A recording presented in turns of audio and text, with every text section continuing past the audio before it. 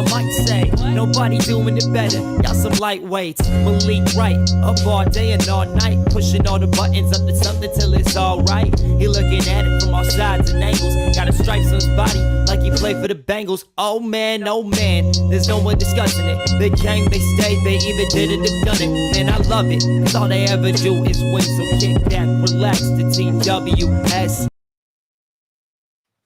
Thank you guys for tuning in to another episode of the Sitdown Morning Show with Malik Wright. I'm your host, Malik Wright. Joined by my co-host as always, Daniel Almeida, Jimmy on the ones and twos. A lot of stuff to get into, but before we do us a favor, give this video a like, subscribe to the channel, turn on post notifications so you guys never miss when we go live, when we upload content from the TWSN studios.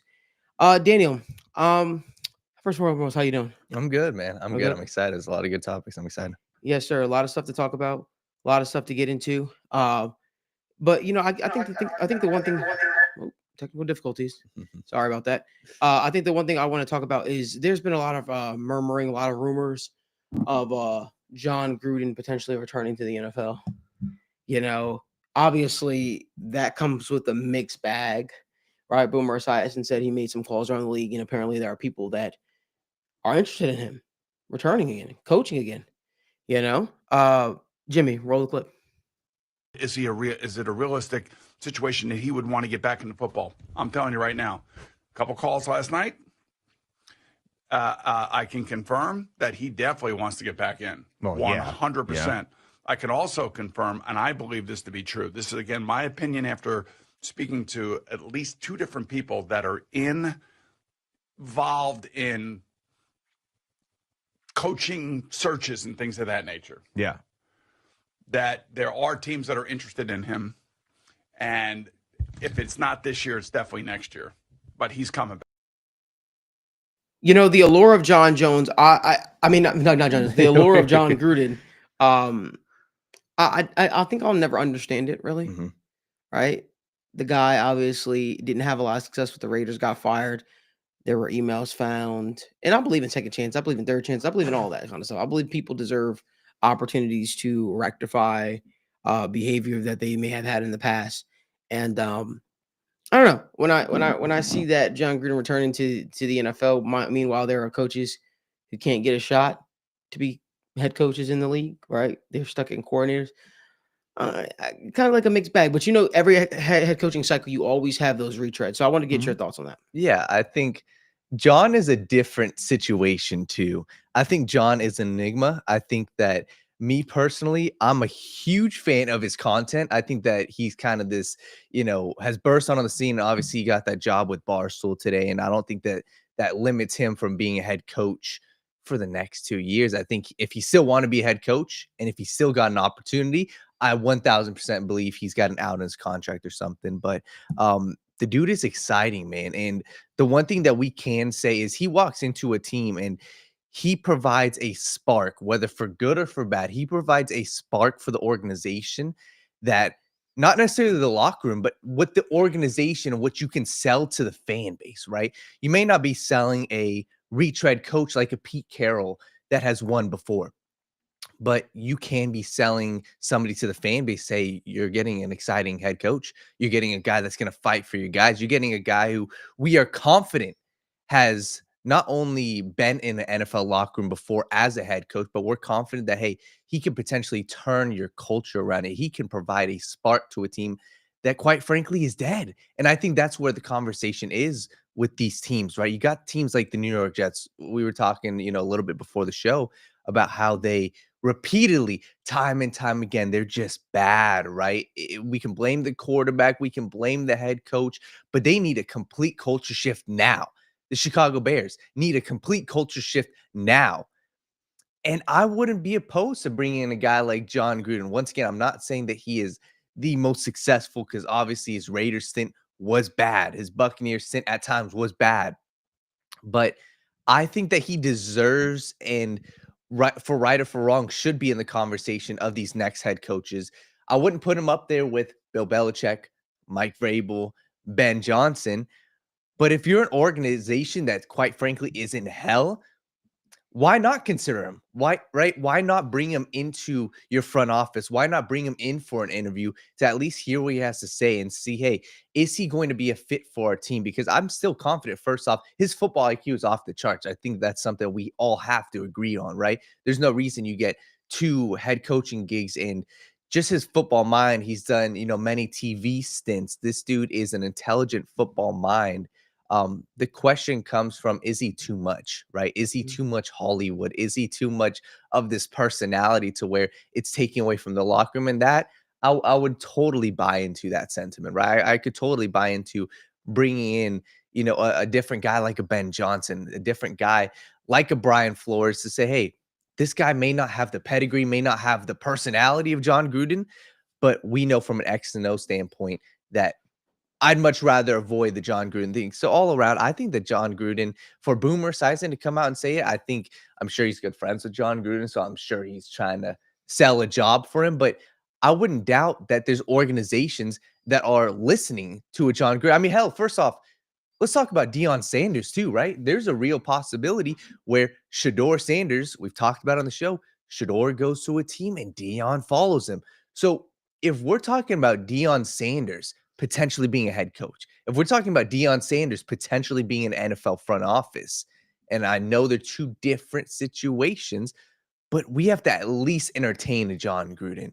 And that's what I think. And for right or for wrong, I think Boomer is telling the truth. I find it very hard to believe that teams aren't entertaining a John Gruden. Because if you're a team like the New York Jets that has absolutely nothing going for you right now, why not entertain that, right? So I think that John Gruden could find himself at least getting an interview within the next 2 years, especially this upcoming coaching cycle. We talked about it. There's at least 5 to 7 potential openings for head coach. And I just struggle to see how John Gruden wouldn't at least get one interview.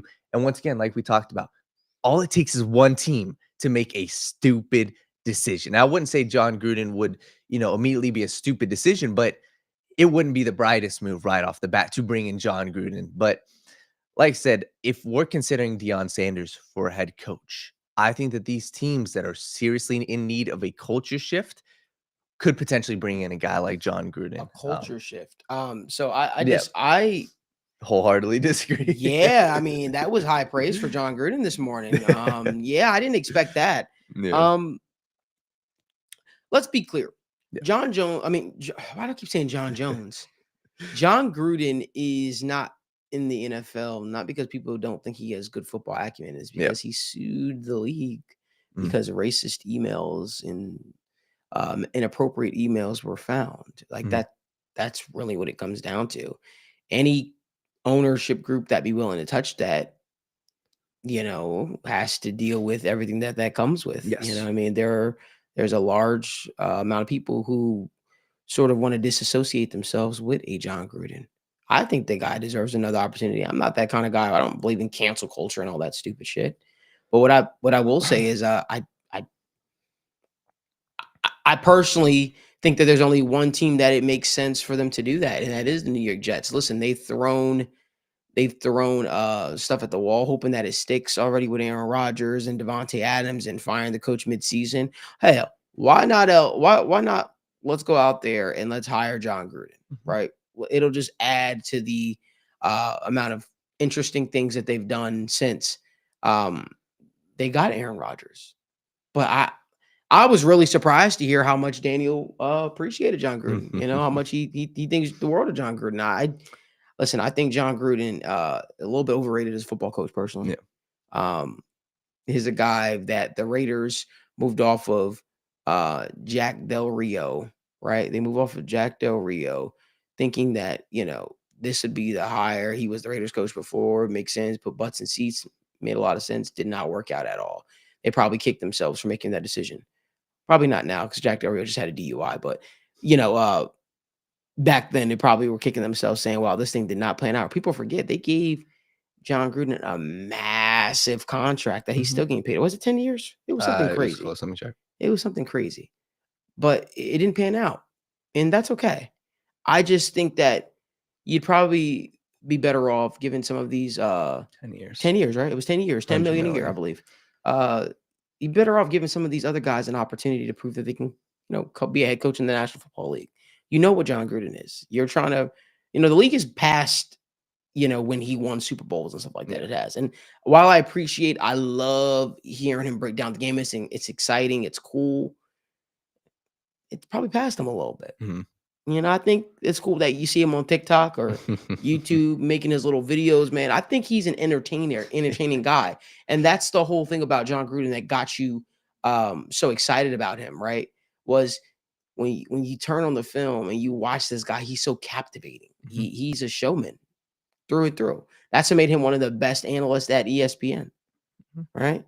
But there's a difference between being exciting. There's a difference between being exciting and putting butts in seats and people like watching you versus actually producing results on the football field. Yeah. I remember one time I went through John Gruden's coaching years and his record. His record is very subpar, honestly, very subpar. So I wasn't really shocked that him and the Raiders didn't work out too much. I just think it's probably best to leave that where it is. So that's just my thought process. So if you guys could do us a favor, give this video a like, subscribe to the channel, turn on post notifications so you guys never miss when we go live or upload content. Let us know down in the comment section what you guys think about John Gruden. You think John Gruden makes sense to return to the NFL? Would you like to even see him return to the NFL? Let us know. Let's move on over to the guy I kept mentioning throughout the show. We've got 2 videos on this guy, but John Jones. John Jones, I've never seen someone make up as many excuses to avoid fighting a guy as John Jones has. It's quite impressive, to be honest with you. Never seen anything quite like it. I have my thoughts. Daniel has his thoughts, and we'll share our thoughts after you see these 2 videos. So, Jimmy, roll the clip. Just random fights, Jamal Hill, me and him meet up at 220 and see what happened. That'd be interesting to see. Let's just see what happens, Or I'm at an interesting weight where I can fight light heavyweights or heavyweights. Derek Lewis, the biggest knockout puncher in history. I'm just throwing out random names, but I'm at a body weight right now where I could do just fun fights. And that's what I want to do. I want to do fun fights for me, not necessarily for the fans, but for me. The interesting thing about that is, John Jones talks about fighting exciting fights going forward, which is vastly different from what he's been saying in the media, right? I don't want to mention the guy just yet, but he's been talking about retirement. He's talking about this was his last fight. Then he talks about fighting Alex Pereira. Then he's talking about fighting Derek Lewis. Then he's talking about fighting Jamal Hill. He's saying every name. And to be honest with you, Daniel, the names don't quite make sense to me.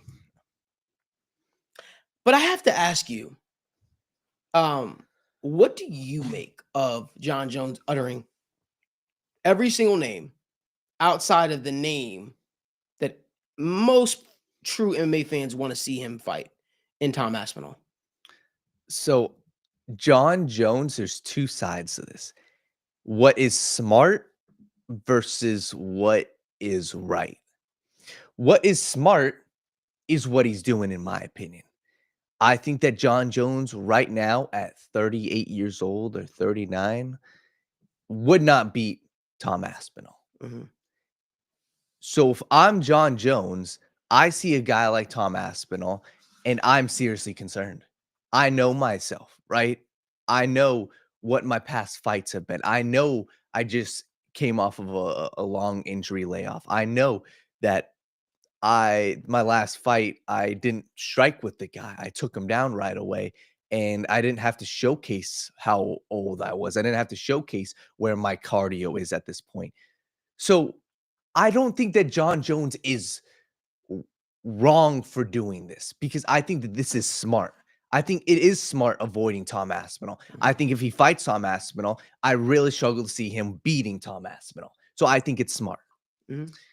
So once again, if I'm putting myself in John Jones' shoes, how do I put myself in the best path to victory to succeed? And Malik, it's not like he hadn't done this before. I don't want to get too deep into it, but Francis Ngannou, now this brings up questions. Was he really ducking Francis, right? Was he scared of losing to Francis Ngannou? And now it brings up the question, looking at him now, Stipe Miocic, you're fighting him not because Stipe's the best. You're fighting him for your legacy. just so 20 years people can say you beat him, but they're also going to forget that he's 40-something years old. So John Jones, I think, is smart for going about this way. But what is right? This is not right. You are in the UFC. You are holding the UFC heavyweight title, and you're fighting a dude who isn't the UFC heavyweight, shouldn't even be the number one contender. That's Tom Aspinall. Never once in the UFC have we seen a UFC champion defend his belt against a guy who was not the interim title holder. This is a first in UFC history. So this leads me to believe that John Jones doesn't want to fight Tom Aspinall. And he's doing a full circle. This should tell you guys everything you need to know. He's doing a full circle around it. He's saying, hey, the number one contender, Tom Aspinall, let me entertain this other fight. Let me entertain this other fight. Let me entertain this. Because he's telling you everything you need to know.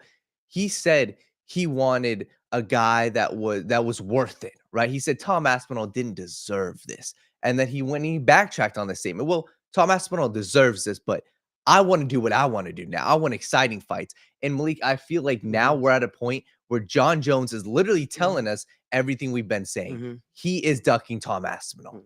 And he is showing you guys everything we need to know about why he is. He's telling you, hey, he literally said in that interview, Malik, well, let me say this. Tom deserves this. Like this isn't a takeaway from Tom. He deserves this, but I'm going to do what I want to do. I've earned this. So I get to pick who I want. And at that point, it's like, what are we doing, John? So I respect what John has built in his career. I respect his undefeated record.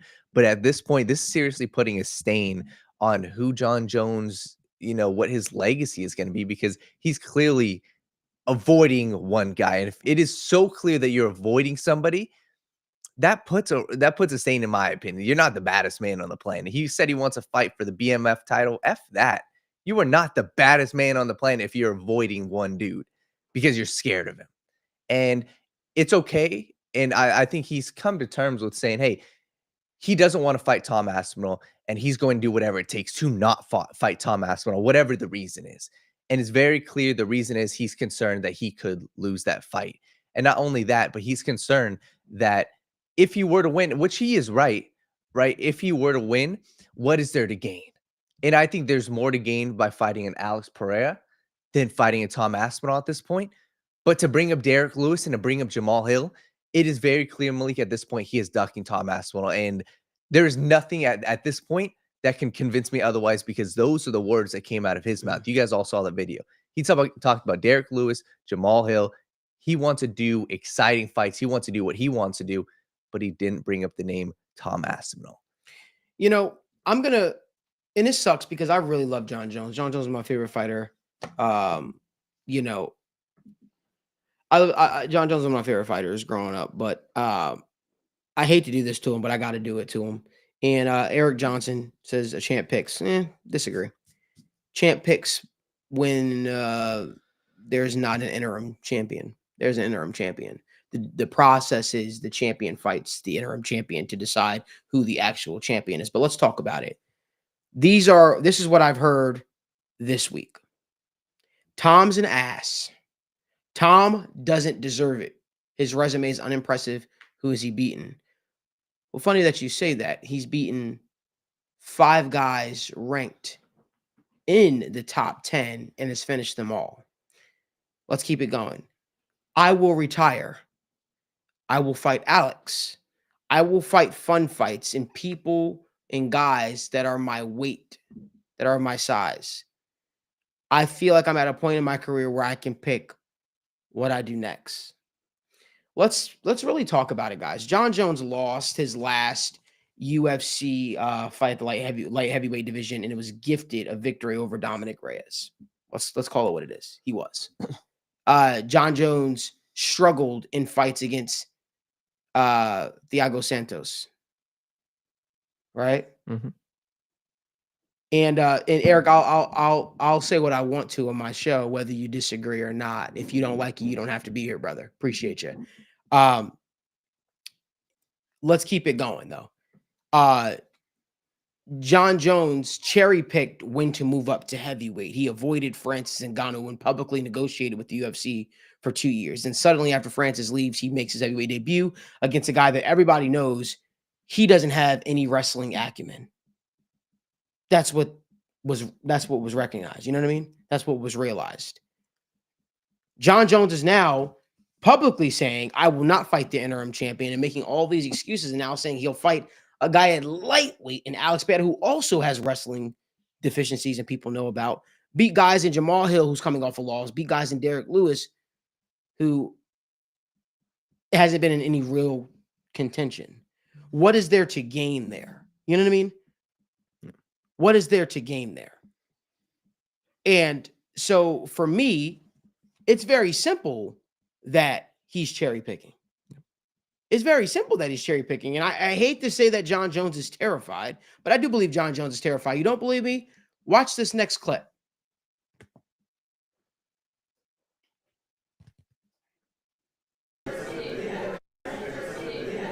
What's up, guys? How we doing? Going well. You okay? Going well. How's it going? I'm good. How are you? Doing all right. Good, man. Good. Have a seat, sir. I'll you guys in, but Hey, I'm not gonna do this interview. You don't want to do it? No, because it's gonna be an Aspinall Fest. I'm not gonna. Come on, let's go. Hey, bro, not the first one. I see how close you guys are, and common sense tells me what type of questions I was gonna get asked. So I'm just like, Anytime, sir. Speak to who you want to speak to. thank you. So that clip tells me a lot. He left an interview that he was scheduled to do all because he knew the interviewer had interviewed Tom Aspinall in the past. He's a British guy. He didn't want to be asked questions about Tom Aspinall. John, if everybody this entire week is asking you about Tom Aspinall, what fight do you think people want to see?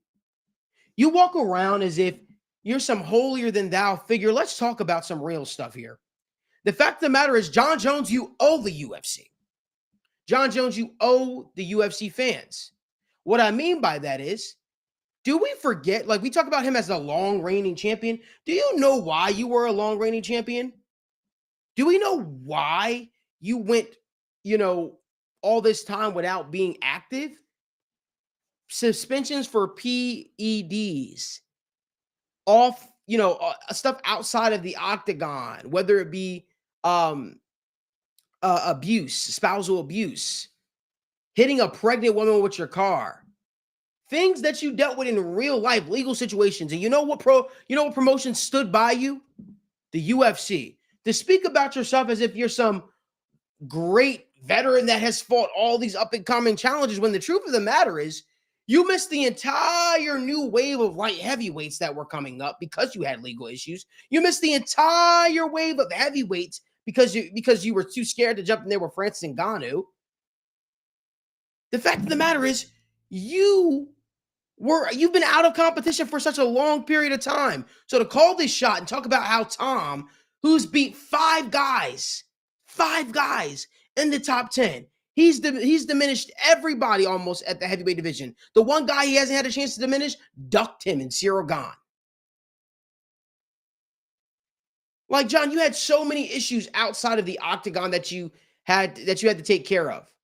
You finally returned after a 2-year, 3-year layoff, beat Cyril Gane in the first round, and we haven't seen you since. We haven't seen you since because you tore a ligament and you've been out of action. You tore your pec and you've been out of action. So you owe the UFC for standing by you all this time. The fact of the matter is, while you're 37, you're not some 37-year-old who has all this tread on the tires because you had so many breaks in between. It's how I feel about Alex Bader. Alex Bader, he walked away from mixed martial arts.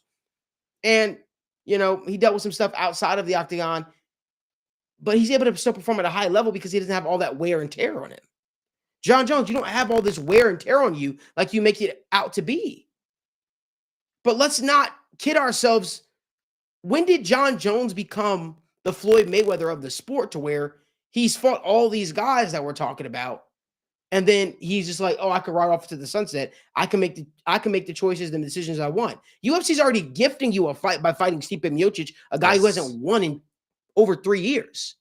And last time we saw him out there, got knocked out cold by the guy you ducked. But somehow you call the shots. Somehow you're the ultimate decision maker. Make it make sense for me. This is clearly John Jones believing that he can't beat Tom Aspinall. And that's the goddamn truth. Sitting up there acting as if you're bigger and better than Tom Aspinall. Shogun Rua gave a young John Jones an opportunity in Newark, New Jersey to win a belt. And you did. You're trying to hold on to that precious record that already has a stain on it for an illegal elbow. As much as Dana White and other people talk about John Jones as the GOAT, I'm going to be honest with you. No one is taking this heavyweight reign seriously unless you beat Tom Aspinall. You want to talk about exciting fights? You want to talk about facts? That's what would put asses in seats. There's a reason why every turn you get asked about Tom Aspinall. That's the same reason why you got to travel in droves with your entourage, because you're uncomfortable, because you know who the baddest man on the planet is. And it ain't John Bones Jones.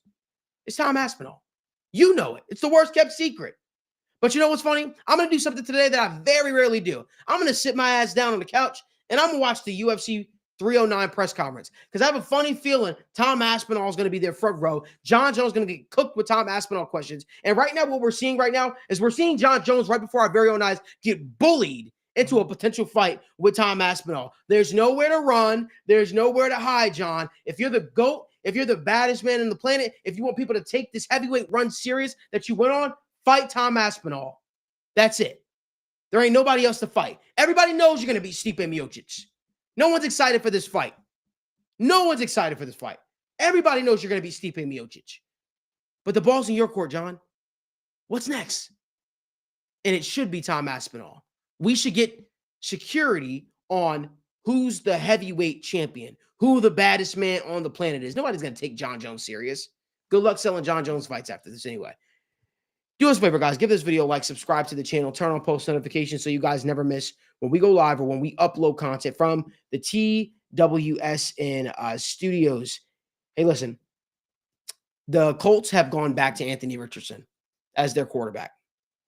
And I got to ask you, Daniel, what does the move back to Anthony Richardson signify to you? To me, it signifies an organization that doesn't know what they're doing, but I also think this is a Jim Irsay move, because he just said a couple days ago, 2 days ago, Joe Flacco would be the guy going forward.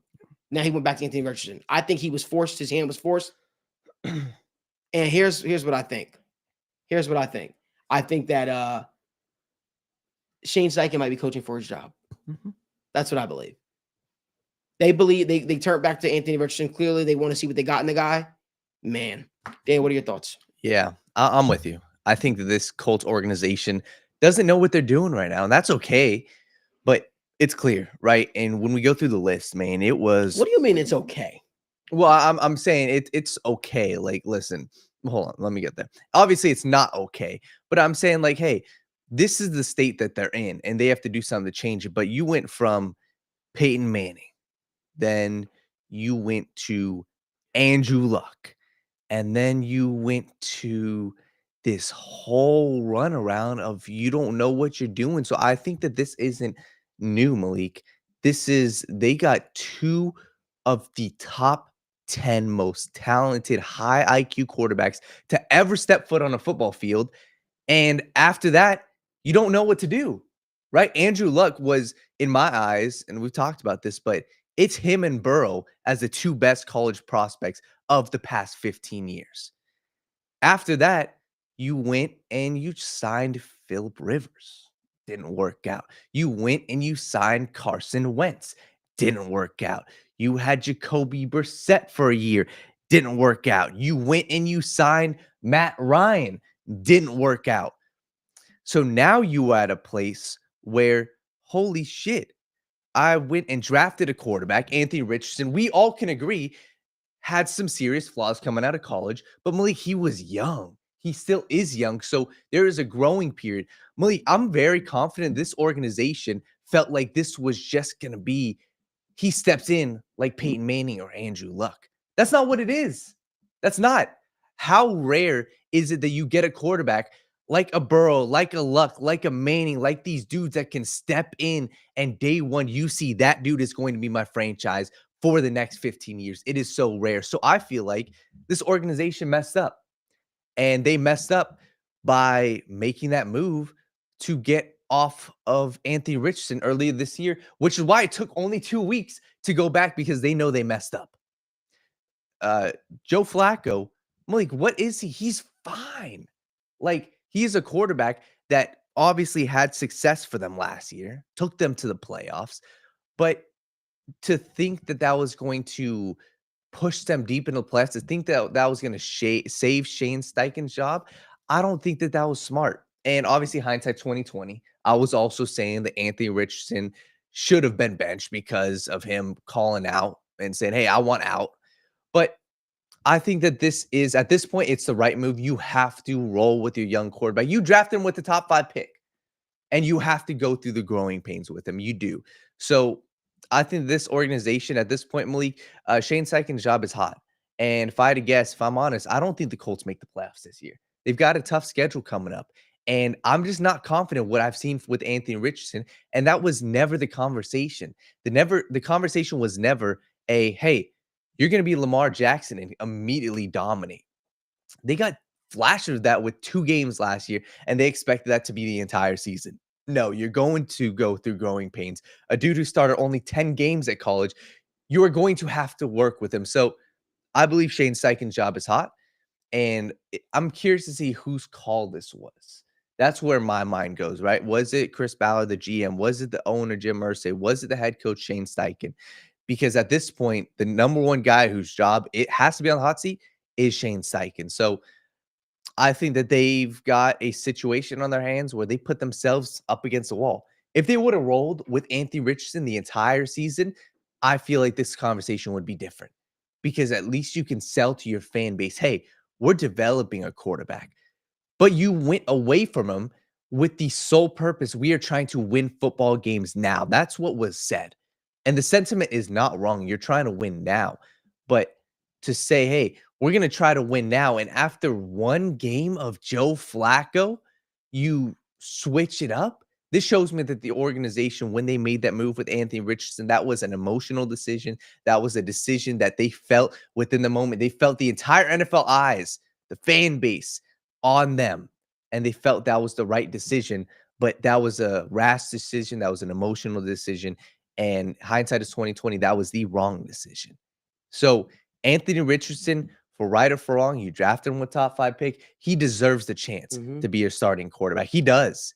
Because if you're going to continue to bench him, what does that do for his confidence? We saw this with Miami with Tua Tagovailoa. They benched him time and time again. Who was the first guy to go? It wasn't Tua. It was Brian Flores. So I'm very confident at this point that Shane Steichen's job is hot. But for Anthony Richardson's sake, I hope that we see some progress for him. I hope that we see him grow into the quarterback that can be the franchise quarterback, because if not, a lot of these dudes' jobs are going to be hot. And that includes the GM, Chris Ballard, because you went out and you drafted this guy with a top 5 pick. And I'm a firm believer, if you swing and miss with a top 5 pick, it sucks to say, but I believe your job should be very, very, very close to being on the outs. And that's what they have potentially here with Anthony Richardson. So do yourself a favor, let him play the rest of this year, and you got to ride with it because you drafted the dude. Yeah, So. I agree wholeheartedly. I think that this situation with Anthony Richardson, listen, if you're going to bench the guy, don't play him the rest of the season.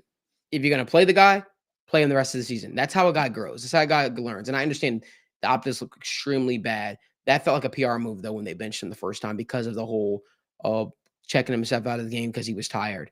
That felt like they had to do something because they saw the outcry, the public outcry, the pressure from the fans. The organization felt that. And so they felt that they needed to make a drastic decision. And that drastic decision was, hey, let's move on from Anthony Richardson. Let's start Joe Flacco. Let's have him sit. And they go just to go back to him. No doubt about it. I believe Jim Irsay is calling these shots in a big way personally. And he's an emotional guy. We know that. Yeah. It's crazy we're not seeing his emotional tweets that he usually has. But I don't know. I think that this isn't a healthy environment right now for a young quarterback. I don't think this is a healthy environment for the Colts brass in general. And what's going to happen is you're going to start losing some vets. You're going to start losing some people because of the way things are operating. You might lose a Jonathan Taylor. You might start seeing guys ask for their release or ask to be traded. You know what I mean? You might really see that because this is a clown show right now. Yeah. They've got to figure this out. Jim Irsay, you got to allow Shane Steichen to lead, right? And maybe he hasn't shown everything, right now. But I will tell you, these were some of the concerns when Shane Steichen became a head coach. People felt like it was premature. People felt like it was premature for him, and it was premature for the defensive coordinator, who's now the head coach of the Arizona Cardinals. That was the overall sentiment. And sure, right? Hindsight is always 2020. These guys could have panned out and been great. Still could be great. But I just think that you got to give Anthony Richardson some time, but you also got to allow Shane Steichen to lead how he wants to lead and how he sees fit for the team. Just my thoughts. Yeah. If you guys could do us a favor, give this video a like, subscribe to the channel, and turn on post notifications so you guys don't miss when we go live or upload content from the TWSN studios. Now, I want to move on over to the Cincinnati Bengals. The question is simple, Daniel. Is the Bengals season on life support? Is the Bengals season on life support? I say morale wise from inward from the team, I think so. I think you run the risk of things getting real bad, in my opinion, right? If you lose this game, because this team is a team that holds themselves to such a high standard. But I've been talking a lot about the Bengals. I've been talking a lot on the show lately. I want to hear what your thoughts are. Yeah, I think it is on life support, man. When we talk about the Bengals, we touched on this on the State of the Jungle show yesterday. But first off, they've got everything in front of them, and I think that's an important lead for this, right? For the fans that are discussing the offseason right now, you're in season, man. You're here. Like, this is what you do all the research for. This is what the draft comes down to. This is what free agency, this is what everything comes down to. It comes down to these games, these pivotal games that can turn your season around. And that's this week. This Chargers game has that vibe to it. I feel like everybody kind of knows. Heading into that Ravens game, it was crucial. We can all understand it. That was the first step, and that was a pivotal game.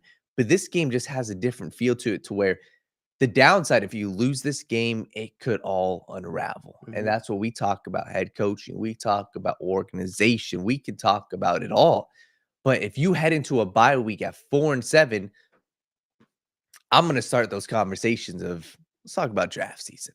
Let's talk about our head coach. Let's figure out what is the issue and how do we fix it. At this point, my philosophy is, you got the roster that you have, you got the head coach, you got the defensive coordinator. Go out there and win a game against the Chargers, who are a very good football team. So is their season on life support? Yes, it is. It's on, maybe not life support, but it is dire. I don't think life support could be the right term, because I still feel like this team, and it sounds crazy, but they could make some noise this year. And this has always been my philosophy too. Just get in the dance. We've seen what this team can do on the road, at Buffalo, at Kansas City. We've seen what they can do once they get in the dance. You just got to get there, man. And that's what I'm super confident. I don't care about home field advantage. I don't care if you have to go to Baltimore, play them a third time. I don't care if you have to go to Buffalo, if you have to go to Pittsburgh, if you have to go to Kansas City. I don't give a damn. We care about getting into the dance. So how do you get into the dance? You win in LA. You do. And I think the upside for this team, I think the upside for that game is you get a team heading into a bye week that can build some serious momentum. You see Joe Burrow at his press conference, right? Obviously, you don't want to read too much into it. The dude was happy. The dude was, and I feel like he's the psychopath that understands, hey, like I do that, hey, that's great. Like, I'm sure he is I'm sure he's confident himself at least. Hey, I'm going to go in there and do what I got to do this game. And I feel like that's going to be the sentiment for this team. They always do well with the backs up against the wall, and which is why I do see that this is such a dire situation, because this isn't a team like the Pittsburgh Steelers, in my opinion, that will succeed in the regular season and could win 1 to 2 playoff games, and that's it. I feel like the range of outcomes is in the middle. I don't think you make the playoffs and win 1 game. And I don't think that you may miss the playoffs by just one game. I think it's one or the other, Malik. I think this season unravels with a loss to Los Angeles, and we start having conversation at the end of the year about a Zach Taylor. Is he worth it in Cincinnati if they don't make the playoffs? Or it's the other option. You go and you beat LA and you potentially beat the Steelers and you lose just one more game the rest of your season. You could look at yourself heading into the playoffs saying, damn, we're on a 6-1 run. We got the best quarterback in the NFL. We got the best wide receiver in the NFL. Am I scared about the Bills? Am I scared about the Ravens? Am I scared about the Texans? No. So that's where my thought process is. And that's why I think this game is pivotal, because this can also sell to your team. Damn, we beat a very good Chargers team. Jim Harbaugh has them boys playing. Well, I think they're 5-4, 6-4. They've got 5 wins on the season. They're easily favored to make the playoffs, and they've played a lot of close games. But let's also not forget, we talked about this on the show yesterday, but it's not like this team is unbeatable. They're 6-3. Okay. 6-3. And that's what Jim Harbaugh, the entire locker room, the entire organization is crediting a lot of this to Harbaugh, and he deserves the credit. So he is a tough coach to play, and he's got them boys playing. But the one weakness really is their offense. And Logan brought up a great stat yesterday. They are 2-2 on the season when their opponents score more than 10 points. That's it. 10 points. And I've looked at their games recently. You go look at that Cardinals game. You go look at the Browns game. There's games where, Malik, they're heading to the fourth quarter, and it's a 13-10 ball game. And the opposing team, the Cardinals, couldn't score a damn point. They can't score in the red zone. So that's where my mind goes is, hey, if this offense can score, Malik, if this offense can, provide what they were doing against the Ravens, what they did against the Raiders, this is the Bengals game to lose, and them being underdogs could look foolish. But I'm very confident that we go out, and I'm confident they win this game, Malik. I am. So that's my thought process on this. This team is, hey, if you win in LA, you save your season, and you got a lot more work to do, but this is the game that can make or break your season. And I will say it can 1,000%.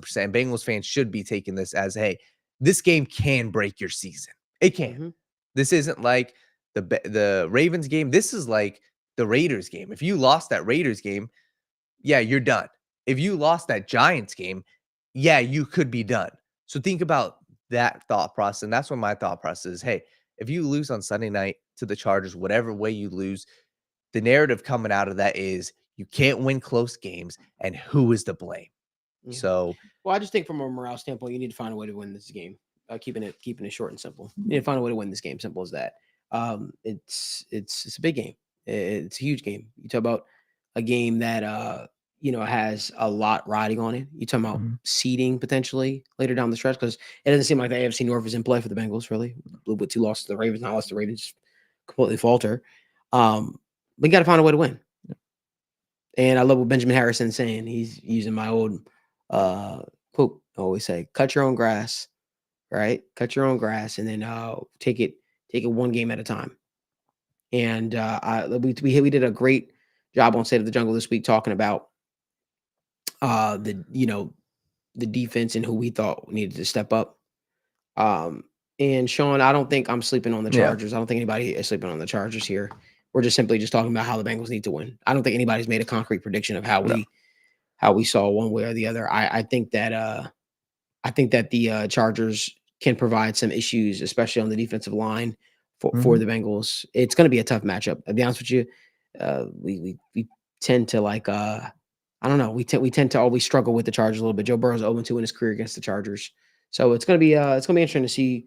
It's going to be interesting to see what happens. The thing is that I'm hanging my hat on, and I forgot who said it so beautifully. I think it was Evan yesterday on the show. He said, I think that the Bengals offense will outperform the Chargers defense versus I don't think the Chargers offense will outperform this Bengals defense consistently. And I thought that was a very interesting point that he brought up, and I agree with that. So do us a favor, give this video a like, subscribe to the channel, turn on post notifications so you guys never miss when we go live or upload content. Gary Jellison said, what are they going to say, Sean? Nope, going to lose, pack it up, got to fight for the season. Yeah, I mean, I think that's the big thing here.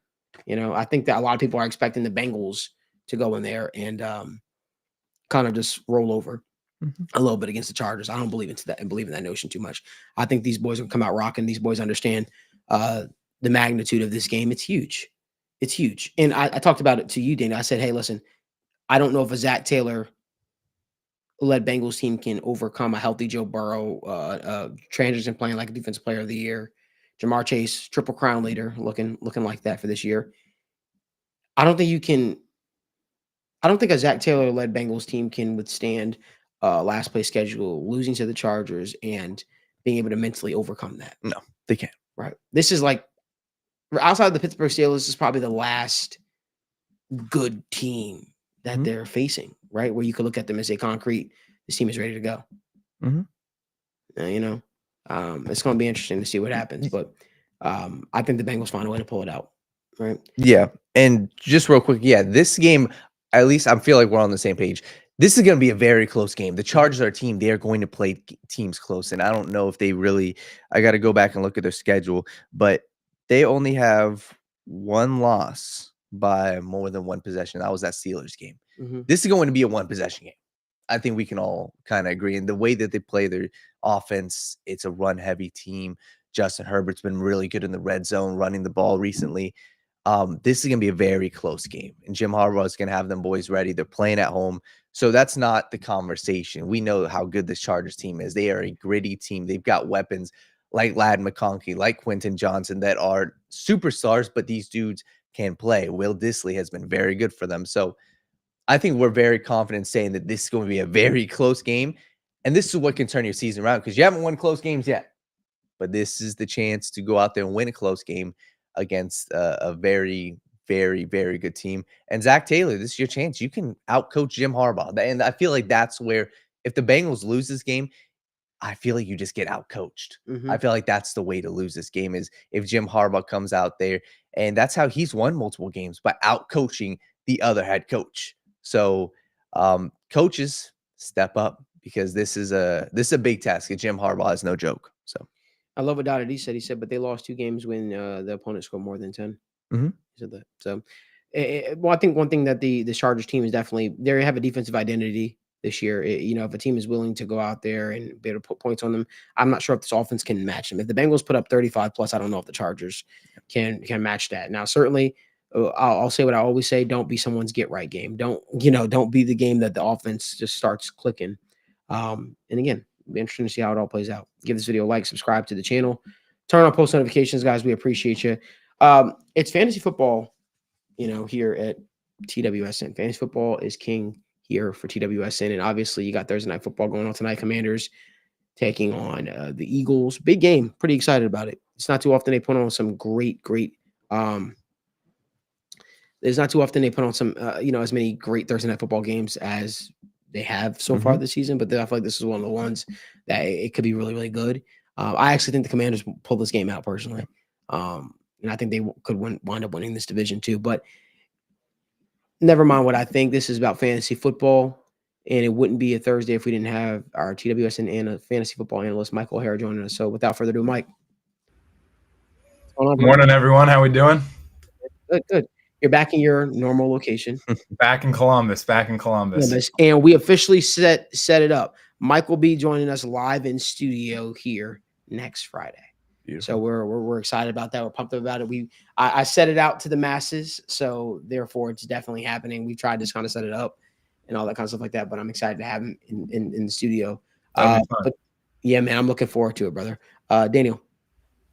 Yeah. So, Mike, first off, we got to ask you, right, as we always do, how are your teams doing? I mean, we're talking about it. It's week 11. We got 4 weeks until fantasy playoffs. So how are your teams looking right now? It's a story of I'm very wide on the spectrum, let's say. Yeah.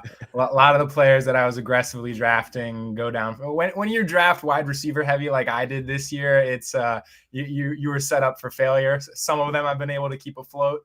Some of them have just not been able to overcome the onslaught of injuries at wide receiver this season. So it's a pretty broad spectrum. But I do have to say that's a nice jacket, Daniel. I appreciate it. I got something similar on myself today. I appreciate it. A little cold outside today, man. It's finally that rainy season. It's finally, hopefully it's getting a winter. I want to see some snow, so I'm excited for that. But once again, if you guys have any fantasy questions, drop them down below. We'll be getting to them. Let's start off with week 10 real quick. Obviously, you had your article come out. Everybody can check that out on the TWSN website. Check it out down below. Week 10, what were some of your takeaways? Give me 2 of your top takeaways, maybe a good and a bad that you learned from week 10 fantasy football. Yeah, from the positive perspective, if you've got Juwan Jennings on your fantasy roster, you should be more than happy about it. This is setting up that he could be like one of the more premier waiver wire pickups of the season. There really hasn't been that game-changing waiver wire pickup this year. I mean, Kareem Hunt and Jordan Mason had their impacts for sure. But I think Juwan Jennings down the stretch could help people win their fantasy football leagues. Last week, we saw him completely take on Brandon Ayuk's role in this offense. He played X receiver, and that's the role that Brandon Ayuk was playing. And Kyle Shanahan confirmed that this is the role that he's going to play throughout the rest of the season. So you're going to continue to see Juwan Jennings as the 49ers X receiver. And in his 2 games as like the quote-unquote wide receiver 2 in San Francisco, he's led the team in targets, cracking a 30% target share in both games. And he's been incredibly successful. So he's just going to be a featured piece, a full-time player in the San Francisco offense moving forward. We know how valuable this offense can be for fantasy football. They've got all of their weapons back. Trent Williams is healthy. Christian McCaffrey is healthy. Everyone's healthy for really the first time this season. And if you have him on your team, I think you're looking at a wide receiver 2 or a strong flex option moving forward. So, and before we get into your negative one, what does this mean for Deebo Samuel? What's your thoughts on him moving forward if anybody has them on the team? Oh, I think you're still firing him up with confidence every single week. It's gonna be some of what that ping ponging that we saw last year. Like, this offense can sustain multiple weapons, but it's not going to be able to be all 4 of now it's Jennings, Samuel, McCaffrey, Kittle. It's not going to be all 4 every week. So you'll see some of that ping ponging back and forth. But just given the offensive environment and the talent of Deebo Samuel, yeah, he's a wide receiver 1 moving forward, in my opinion. Love it. So when we look at week 10, who is somebody that you're either low on, somebody that you're throwing them to the waiver wire, or you're saying, hey, this dude is no longer going to be a star at his position? Yeah, J.K. Dobbins is a guy that I'm starting to get a little bit worried about. He got off to the season on a really, really hot start, ripping off some massive runs, which inflated his efficiency stats. And he's kind of cooled off since then, but he's been a pretty steady RB2 producer over these last 6 weeks or so. But a lot of that was propped up by the absence of Gus Edwards in this offense. He recently came off of IR. And when Edwards came off of IR, we saw a dramatic change to J.K. Dobbins' workload. Beforehand, he was handling the vast majority of snaps and basically all of the carries in this backfield. But his rush attempt share fell to 39% last week with Gus Edwards back in the building. Before, it was well over 60%. This was the first time since week 2 that he handled less than 50% of the team's carries. And so it's pretty clear that Jim Harbaugh wants to make this a running back by committee, and Gus Edwards is going to be a part of that. And without the immense volume, the 15 to 20 touches every single week, it's going to be hard to convince yourself of getting J.K. Dobbins into your lineup. And I think he may become a bench asset down the stretch here. Yeah, and I think that's what the past couple of games have really showed. That's why, I mean, obviously we talked about the Chargers versus Bengals game. It's a big game for Sunday night. J.K.'s got a good matchup, but like you said, kind of going 50-50 with Gus Edwards. Let's look ahead to week 11, right? Yeah.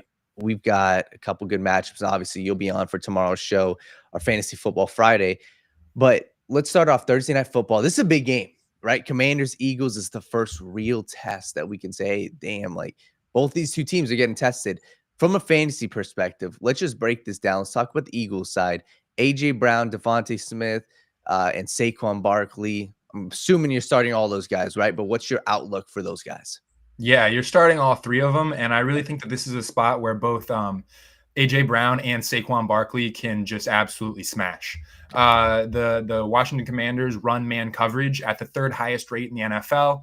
And I don't need to rattle off all the advanced stats. You can look at AJ Brown and just know that he's a guy who just absolutely destroys man coverage. It's really not that hard to tell. He can just pick apart any secondary, any guy who's trying to cover him man to man. So he sees a massive boost against defenses that run man coverage. The Commanders run man coverage at an incredibly high rate. So you can expect a big day out of AJ Brown. I know that he's been pedestrian these last couple of weeks, but over the last month, the Eagles have attempted the fewest passes per game, and that's just because they've been blowing out a lot of teams. This Washington offense should provide them with more competition, and I think we see more pass attempts from Jalen Hurts this week that should allow AJ Brown to reach his ceiling. But looking to Saquon Barkley, this is also a spot that's super favorable for him. The Washington Commanders rush defense is just pretty abysmal. They rank 4th in yards per carry allowed, and just bottom of the barrel and basically every rushing efficiency metric. They rank 6th worst in explosive rush rate, which means they allow 15-yard carries at the 6th highest rate in the NFL. So it's just it's a spot for these Eagles stars to just absolutely explode. And like I said, I think this can be a back and forth matchup for the Eagles for the first time in a while. So we can see them leaning on their studs here. And when we look at the other side, this is a team where they've got a lot of guys that just kind of are right there. What's your thoughts? Brian Robinson, I believe he's healthy. Obviously, Terry McLaurin, Noah Brown. Kind of give me your thoughts on this whole Commanders. Are those guys that, like a Noah Brown, are you considering picking him up off the waiver wire if you need him? What's your thoughts on the Commanders tonight? Yeah, it's like I said, I was excited about the studs in Philly, but it's hard to get fired up for these guys on the Washington side of the ball. Obviously, you're starting Jaden Daniels just because what he brings on the ground, but Brian Robinson, he could be in for some tough sledding. The Philly allows a 3rd fewest fantasy points per game to opposing running backs. They rank highly in just about every rushing efficiency metric. I really just do think this will come down to game script. If the Commanders can stay in this game and keep it close, he'll get his carries, and he could get a scoring opportunity that leads to an RB2 finish. But it really wouldn't be shocking if he gets bottled up in this one, or if the Commanders fall behind and they're leaning on Austin Eckler a bit more. But so it's not a super favorable matchup. Most teams won't be able to bench Brian Robinson. I'd imagine that most rosters, they've been waiting on him to fill that RB2 slot. If you have another solid option, go ahead and start him. But he's a fringe RB2 guy this week. And then with Terry McLaurin, it's another one that it's just really tough. The Philadelphia secondary has really come on in these last couple of weeks. You've seen some really strong play out of guys like rookie Cooper DeJean and those guys they have in the secondary. But Terry McLaurin, he if you've been watching these Commanders games recently, you see that he really thrives on the deep ball. He connects with Jaden Daniels on a deep pass, it seems, just about every week. But that's where the Eagles secondary has really done well this season. On targets 20+ yards down the field, they rank 4th in completion percentage. So it's somewhere around 26%, I believe, in terms of targets that are deep downfield, at least 20 yards. So I don't know, like the odds are stacked against Terry McLaurin to connect on that explosive play that buoys his fantasy performance this week. So once again, it's a guy that you should be jamming into your lineup just because of what we've seen throughout the year, but don't be shocked if he ends up disappointing you this week. All right, 2 questions before we get into a couple of your favorites for week 11. First one from our guy, James O'Hare. He said, who do you like more this week, Kyron Williams or David Montgomery as your running back? I envy the person who has to make this decision. I don't really... I would be getting both of these guys in my lineup if I can. I wrote about Kyron Williams in my week 10 takeaways column. He's been particularly strange this season. The piece that I wrote up about it, he's pacing for 380 touches this season, but just over 1,500 yards from scrimmage. Since 2015, 7 running backs have seen at least 380 touches in a single season, and only one of them has failed to clear 1,900 yards from scrimmage. And that was Najee Harris in 2021. He reached 1,667. And Kyron Williams is pacing to be even more inefficient than that. He's barely on his current pace. He's barely going to hit 1,500 yards. So he's an enigma. Like when people see this sort of inefficiency, they're usually calling for that guy's head. They're calling for his job. But with how things are setting up, he's going to see 20 touches a game. He's going to finish with 18 to 100 yards from scrimmage. He's going to get a goal line carry. So he's getting there for your fantasy lineup just about every single week, no matter how inefficient it looks, no matter how many times he plows into the defensive line for 2 yards. So yeah, I'm starting Kyron Williams basically every single week, unless there is just very clear evidence that he is not going to be getting 20 touches a game. Love it. Gary Jellison said the AJ Brown. Yeah, I'm pretty sure, Mike, you said AJ Brown's gonna have a massive game, or you're confident he'll have a good game tonight against Commanders, right? Yeah. This is a spot where he can break out from that. Just have a really, really high end week. Obviously, you're starting him no matter what, but yeah, this could be a really, really big AJ Brown game. All right, a couple week 11 real quick. Who are some guys? Give me 3 guys real quick, and they can be either studs that are going to have a massive week, or even somebody that's kind of under the radar. Actually, give me 2 guys. One guy that's a stud that you're saying, hey, this dude, I'm super confident in his matchup, and a guy that's under the radar that you're saying, hey, this dude could have a dominant week. Yeah. One guy who not necessarily under the radar in terms of his name value, but under the radar in terms of how he's been performing this season and fantasy managers likely confidence in them. If Nick Chubb is going to have a bounce back game and look like his old self, it's going to be this week. He hasn't he's rushed for only 50 yards once this season. His peripheral metrics point to him being one of the more inefficient backs in the league so far. But this is a game where he could really get back on track and have a vintage game. The most important thing to note is that Kevin Stefanski and the Browns offense fully trust Nick Chubb's knee. They're rolling him out there. Since he returned from injury, he's handled 75% of the backfield rushing attempts. So they fully trust this guy to be their primary ball carrier. And so he's going to get the touches. And in a game against the Saints that should be close, and they just have an abysmal run defense, I think he can run all over them. The Saints rank 30th in fantasy points allowed to running backs and 31st in yards per carry allowed. So they've allowed multiple running backs to run all over them. 7 running backs have hit 70 yards on them this season, and 4 have crossed the century mark. I really think that this is a spot that Nick Chubb can get back on track. And if you're hurting at your RB2 slot or even in your flex slot, potentially, you can start Nick Chubb this week against this defense. And then in terms of a stud who I think is going to have a big game, it's got to be Amon-Ra St. Brown. The Jaguars defense and particularly their secondary have been a target for fantasy managers throughout the season, just consistently letting up big games left and right. And Amon-Ra St. Brown still the clear number 1 target. I know some people had some questions about Jameson Williams early in the season playing a bigger role. Those have kind of pretty much been silenced at this point. He's still just merely a big play threat. Sam Laporta, questionable with a shoulder injury, I believe. So yeah, this is just a phenomenal matchup against the Jacksonville secondary. Amon-Ra St. Brown it's 7 or 8 straight games with a receiving touchdown at this point. So yeah, the clear engine of this passing offense. I think he could really have a big game this week. Awesome. Mike, man, you'll be back here joining us tomorrow for Fantasy Football Friday. Looking forward to having you in the studio next week, man, and hanging out with you as well. Man, I hope that you enjoy your Thursday night football. I got to get your pick. Who wins tonight? Commanders or Eagles? Eagles. All right. Yeah. Okay. I can respect that. We'll see who's right. We'll see who's wrong. I'll definitely let you hear about it via text later on today. But Mike, man, enjoy your Thursday, man. All right. I'll catch up with you guys tomorrow. Have a good one. Yes, sir. Man. You too. That was Michael O'Hara. Make sure you guys give him a follow, man, and also subscribe to the YouTube channel while you're here as well. We greatly appreciate all your support. I want to talk about something that popped up. There was some rumors going around about Zion Williams, man. Williamson, do you think that it's real Zion Williamson could be traded, Daniel? I don't know. It always felt like he didn't love being in New Orleans. Yep. He's just not available for the team, right? Even right now, he's out. And it's one of those things where you can't track. It's always these soft tissue injuries, right? He got paid. You got the bag from him. I just wondered, is he just not vibing with the city? Yeah, I think he's not. My thought process, he's under contract until 2027. I'm definitely taking the cop-out answer here. But I think that they trade Brandon Ingram before they do Zion. I think that right now this team is 3-8. They are dealing with injuries to CJ McCollum, to Zion Williamson. They don't have a center.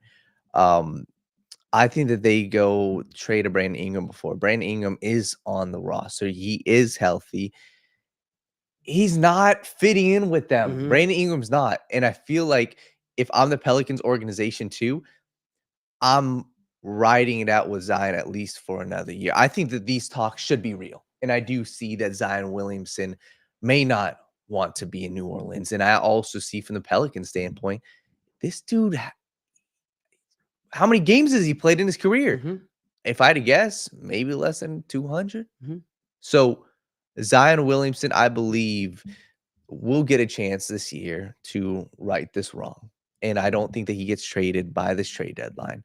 And I think that would be the smart move. I think the smart move is, hey, you just signed this dude last year to a Mhm. 5-year extension, and you're going to what? Trade him right away? I personally would trade a Brandon Ingram before I trade Zion Williamson. But Malik, there's teams out there that would love a Zion. We can Mhm. name a couple. If I'm the Houston Rockets, right? I go out there and I trade Jabari Smith. I trade Cam Whitmore. I trade a Fred Van Fleet. And I say, hey, I give you those 3 guys. I give you 3 first-round picks, and you give me Zion. So I keep Jalen Green. I keep Reed Shepard. I keep Alperen Sengun. I keep my wings like Tari Eason. And you are getting guys like Jabari, Cam Whitmore that can kickstart your franchise. Mhm. So that's how I look at a team like Houston Rockets. They are the one team that I totally pencil in saying, hey, they've got a boatload of assets, and they would love a star like Zion on there that can really go in there offensively and dominate.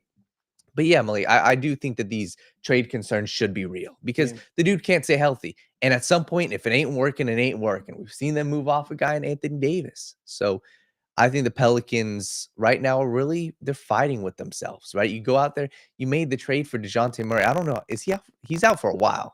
Hopefully he's not Yeah, out for the DeJounte Murray's out for a while. and that's the part where you're going out here making these trades, but this roster wasn't even like a superstar roster. So I think that he won't get traded by this trade deadline.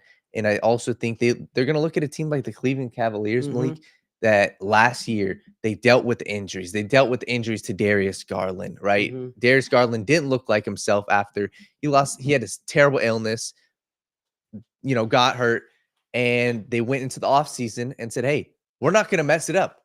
They Mhm. re-signed Evan Mobley to a big deal. They re-signed Donovan Mitchell to a big deal, and they He's kept their giving out money to anybody. Yeah. literally. Well, I like Evan Mobley. No, I'm just saying in the NBA. I'm Oh, just like, completely. you could 40 be- million to yeah. these dudes. Yeah. It's Yeah. these dudes are making a lot of money. And some dudes are like, how the hell? Right. Beyond me. But anyways, I think that they should really, at this point now, should look to trade Brandon Ingram. He would be the first guy to say, hey, let's ship him out. Let's bring in somebody else because you got Herb Jones, Mhm. you got Trey Murphy. Brandon Ingram doesn't fit. And Zion, when he's healthy, works. I would be looking this offseason and next year saying, hey, Zion, what can we package you Right. for? But you got to be able to look to get you got to be able to look towards your future and figure out who your franchise staples are going to be, Mhm. right? You got to be able to build around some people, and the best ability is availability. It really is. Yep. If you guys would just favor, give this video a like and subscribe to the channel. There's only one game on tap tonight for betting action. I've got one play that I like, Danny. I don't know if you have one play that you like for the game, but I'll tell you what it is. Najee Marshall, 10 points tonight against the Utah Jazz. I was going to go Luka Doncic, 30 points, honestly, but I like Najee Marshall at 10 points. Is plus money. It's good value. Dan, what do you like? yeah, man, I don't know. This is a weird game. I'm just not a fan of this Utah Jazz team. I do like taking some of their unders. I would be looking at, if I'm taking it under, I'd be looking at like a Lauri Markkanen, and Lauri's been playing fine this year. He hasn't done great. He's a guy I'd be looking at, take his under in points. I think the Dallas Mavericks team as a whole, I really like what Derek Lively's been giving them. And he's a guy I would also be looking at, Derek Lively's points and rebounds I could be looking at. But I also wouldn't be too opposed, Malik. You said Najee Marshall? Or is line not Najee even Marshall up? at 10 points, yeah. I'm not opposed to that. I like that. I think that Najee Marshall is, I don't even know if he hit that last game, but I think that was a game where it was a stars game, right? Kyrie was handling the ball, Luke was handling the ball. I'm a fan of, I like that Najee Marshall. So I would take him. I'd also take the under on Lauri Markkanen. And like I said, I've really dove into these unders recently, and I just think that You look at their team as a whole. Keontae George has been, really seeing a huge uptick in his usage. He's a guy that's seen, he's handling the ball. He's their point guard. He's seen like 25% usage rate. Laurie's just been fine. He hasn't been the dude that we saw last year. So give me Laurie's under, and I like Najee Marshall. And then Thursday Night Football, this is a good game. I'm going to be live betting this game, but I think that I do have to take Michael Harris' advice. I like that AJ Brown could have a big game. I would definitely take his over in receiving yards. But the number one thing, this is been my go-to, Jalen Hurts anytime touchdown. He's played in 10 games this year. He's got a touchdown in 8 of those 10 games. It's a tush push. It's him using his legs outside. Jalen Hurts is the guy. And him at minus 125 to score a touchdown. Saquon's minus 180. I ain't paying that price for Saquon Barkley. And a lot of times, to be honest with you, once they get up to that 1 yard line, you know it's coming. It ain't going to Saquon. Happened last week. Happened against the Bengals, right? Jalen Hurts, tush push. So I'm a huge fan of Jalen Hurts score a touchdown. I like looking at AJ Brown. His line's at 80, though. That's kind of high. I'd be looking at his receptions, him to get 5 receptions. I like. And then, to be honest with you, Jaden Daniels' passing yards 220 is something I love. He hasn't had to really go out there and pass a ton. Last game was really kind of the first game that he had to do that. I think it's 225 in a breeze because I think that they really go and shut down a Brian Robinson. I don't trust Austin Eckler. So 225, I'm taking that minus 115. That's a play that I like, and I'm gonna be looking at that, and I'm confident in that one. So. Okay. Some good plays. Gary Jellison asked us, will your Celtics in the Cavs win streak next Tuesday in Boston? I'll go with yes. I think the Celtics do. I think it's gonna be a big game, huge game, massive game. I'll definitely be glued to the TV. I'm excited for that. I'm excited to definitely get some props and some plays for that because it'll definitely be props galore for sure. Listen, we appreciate you guys making us a part of your daily morning routine. We appreciate y'all for supporting us, and obviously we'll be back live tomorrow morning at 10 a.m. as we go through Fantasy Football Fridays here at TWSN and get you guys all ready for week 11 in the NFL. Remember, there's only one way you should be waking up, talking sports, having the conversation, and that is the right way. We look forward to seeing you guys tomorrow.